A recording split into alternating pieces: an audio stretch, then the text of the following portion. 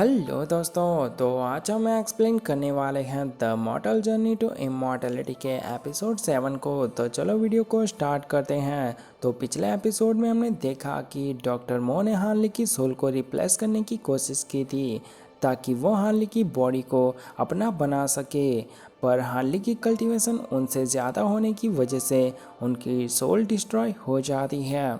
फिर हार्ली को पता चलता है कि डॉक्टर मो का स्लेव तो जोंग ताई है जो कि एक पपेट बन चुका है। पर डॉक्टर मो और हार्ली की जब फाइट हुई थी तब डॉक्टर मो ने हार्ली की बॉडी में अपने डिमोनिक सिल्वर हैंड से पॉइजन छोड़ दिया था, जिसका एंटीडोट ढूंढने की हार्ली ने बहुत कोशिश की पर उसे वो नहीं मिला। पर तभी हार्ली को जोंग ताई, जिसका नाम हार्ली ने हान रखा है, उसके कपड़ों में से एक लेटर मिलता है जो कि डॉक्टर मो का होता है और उसे पढ़कर हार्ली डॉक्टर मो की फिर से रिस्पेक्ट करने लगता है। और तभी उसे पता चलता है कि वो एंटीडोट सनजेट के अंदर है जो कि डॉक्टर मो की वाइफ के पास है, पर फिर भी वो सेवन मिस्टर सेक्ट को छोड़कर नहीं जाता। पर कुछ महीनों के बाद वुल्फ गैंग उन पर अटैक कर देती है, जिसमें कि हार्ली वुल्फ गैंग के लीडर को मार देता है। इसीलिए अब हार्ली की टेंशन ख़त्म हो जाती है, इसीलिए वो सेवन मिस्टर सेक्ट को छोड़कर जियानयून सिटी की तरफ निकल जाता है।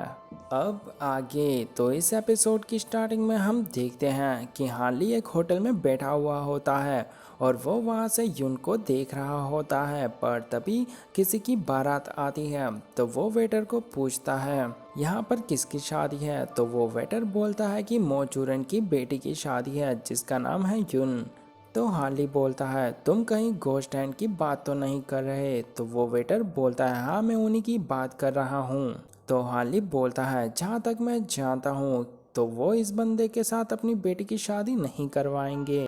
तो वेटर बोलता है कि मोजुरन 10 सालों से घर पर नहीं आया है, जिसकी वजह से उसकी प्रॉपर्टी पर लोग कब्जा करने लगे हैं, इसलिए उसने अपने लास्ट डिसाइबल को भेजा है अपनी बेटी से शादी करने के लिए और अपनी प्रॉपर्टी को संभालने के लिए। और इस बंदे की तो किस्मत ही खुल गई, इतनी खूबसूरत वाइफ भी मिल गई और इतनी प्रॉपर्टी भी। पर एक बात कहूँ, सब लोगों को लगता है कि ये बंदा झूठ बोल रहा है, पर कोई ये बात बोल नहीं सकता क्योंकि इस बंदे का बैकग्राउंड बहुत ही पावरफुल है। फिर हार्ली उसे वहाँ से भेज देता है और सोचने लगता है कि तो इस वजह से डॉक्टर मो ने मेरी बॉडी में पॉइजन छोड़ दिया था ताकि मैं यहाँ पर आकर उनकी फैमिली की हेल्प करूँ। फिर सीन चेंज होता है और हम देखते हैं यून को जो कि उस बंदे को शादी के लिए मना करती है, पर वो बंदा उसकी बात नहीं मानता और गुस्से में यून को नीचे गिरा देता है। और ये सब कुछ हार्ली और हान सुन रहे होते हैं। फिर यून बोलती है मुझे पता है कि तुम मेरे पापा के डिसाइपल नहीं हो, बल्कि तुम हमारी प्रॉपर्टी को हथियाना चाहते हो। तो ये सुनकर वो बंदा उसे खींचकर एक चाटा मारता है और बोलता है तुम्हें सच पता हो या फिर ना पता हो पर ये मो मेंशन मेरा है। पर तभी हार्ली गेट तोड़कर अंदर आ जाता है और हान को बोलता है इसे बताओ कि हम किसके डिसाइपल्स हैं। तो ये सुनकर हान उसकी गर्दन पकड़कर उसे दीवार पर पटक देता है। फिर हार्ली उसे बोलता है अब की बार तो मैं तुम्हें छोड़ रहा हूँ, पर अगर आइंदा से तुम्हारी नज़र मो मेंशन की तरफ पड़ी तो मैं तुम्हारे पूरे खानदान को ही ख़त्म कर दूंगा, क्योंकि मैं हूँ डॉक्टर मो का लास्ट डिसाइपल्स। फिर सीन चेंज होता है और हम देखते हैं हार्ली को जो कि मिस मो के सामने खड़ा हुआ होता है। फिर मिस मो उस लेटर को पढ़कर बोलती है तो तुम उनके लास्ट डिसाइपल हो।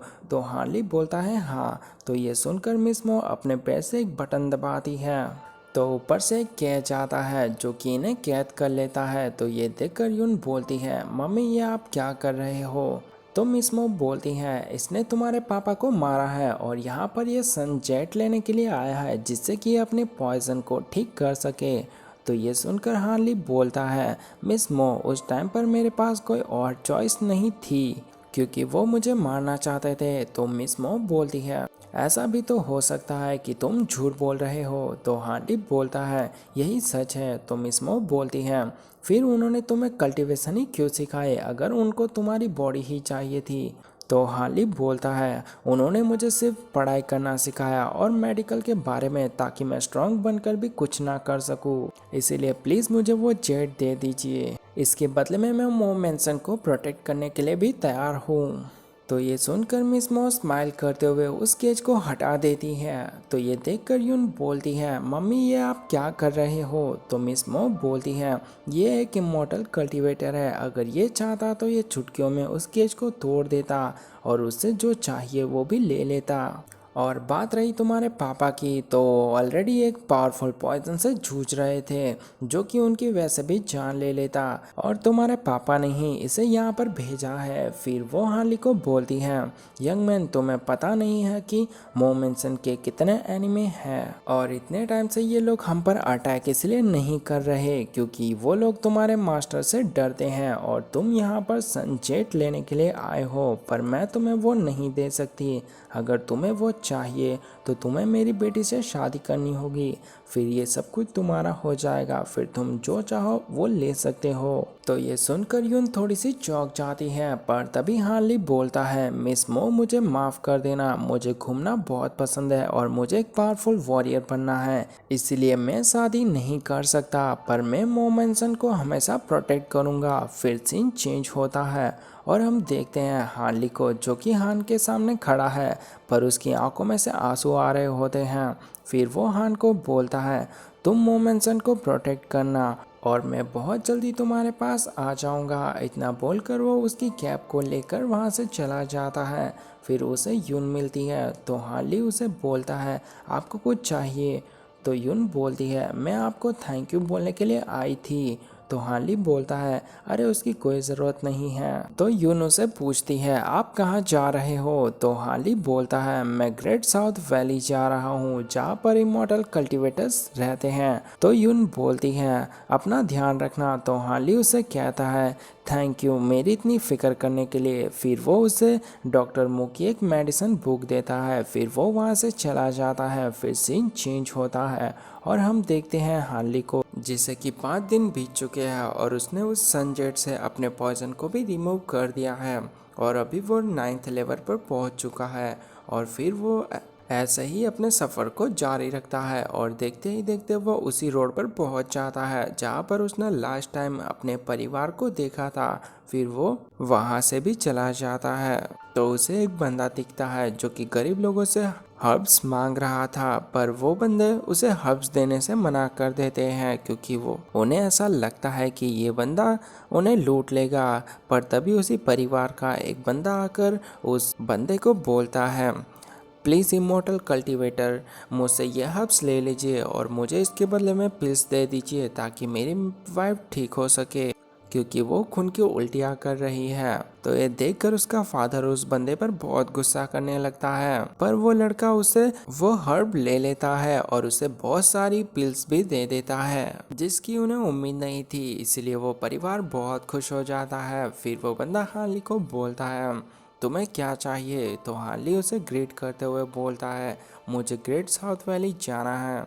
तो ये सुनकर वो बंदा भी उसे ग्रीट करते हुए अपना नाम बताता है, वांग जियाओ हाओ, और बोलता है मुझे भी वहीं पर जाना है तो हम दोनों साथ चल सकते हैं। पर हार्ली सोचने लगता है तो वांग बोलता है ठीक है तुम्हें नहीं जाना तुम मत जाओ। फिर वो जाने लगता है तो हार्ली उसे रोकते हुए बोलता है कि मुझे एक जगह पर जाना है तो क्या तुम मेरे लिए थोड़ी देर रुक सकते हो? तो वांग मान जाता है। फिर वो बोलता है तुम्हारी कल्टीवेशन इतनी अच्छी है तो तुम्हारी स्पिरिचुअल रूट बहुत ही हाई लेवल की होगी। तो हार्ली बोलता है, वांग प्लीज़ मुझे बताओ कि स्पिरिचुअल रूट क्या होती है? तो वांग बोलता है, क्या सच में तुम्हें नहीं पता? तो हार्ली कहता है ना। तो वांग बोलता है कि ये स्पिरिचुअल रूट ही है जो कि किसी भी पर्सन को एक इमॉर्टल कल्टीवेटर बनाती है। और स्पिरिचुअल रूट 5 प्रकार के होते हैं, golden, would, water, fire and earth. और डिफरेंट कल्टीवेटर के अंदर डिफरेंट स्पिरिचुअल रूट होते हैं और इनके भी अलग अलग लेवल्स होते हैं और इन्हीं लेवल्स पर डिपेंड करता है उस कल्टीवेटर का आने वाला भविष्य। और तुम चिंता मत करो, हम जहाँ पर जा रहे हैं वहाँ पर तुम्हारे स्पिरिचुअल रूट के बारे में भी पता चल जाएगा और उसका लेवल भी। और हाँ, एक बात तो मैं बताना भूल ही गया कि कुछ ऐसे लोग होते हैं जिनके अंदर एक से ज़्यादा स्पिरिचुअल रूट होते हैं। तो हार्ली बोलता है, भाई मुझे कल्टीवेशन के बारे में बताओ। तो वांग बोलता है, तो सुनो। तो सबसे पहले आता है जी गैदरिंग स्टेज, फिर फाउंडेशन स्टैब्लिशमेंट, फिर कोर फॉर्मेशन, फिर नेशन सोल, फिर 40 ट्रांसफॉर्मेशन और मुझे यहाँ तक ही पता है, पर मुझे एक और बात पता है कि एक बंदा 100 साल तक ही जी सकता है, पर नेशन सोल का बंदा 1000 साल तक जी सकता है। पर यह बात सच नहीं है, बल्कि वो 2000 साल तक जी सकता है। तो ये सुनकर हार्ली चौंक जाता है, पर तभी वांग को किसी की बारात दिखती है, तो वो हार्ली को लेकर वहाँ चला जाता है और हमारा ये पार्ट ख़त्म हो जाता है।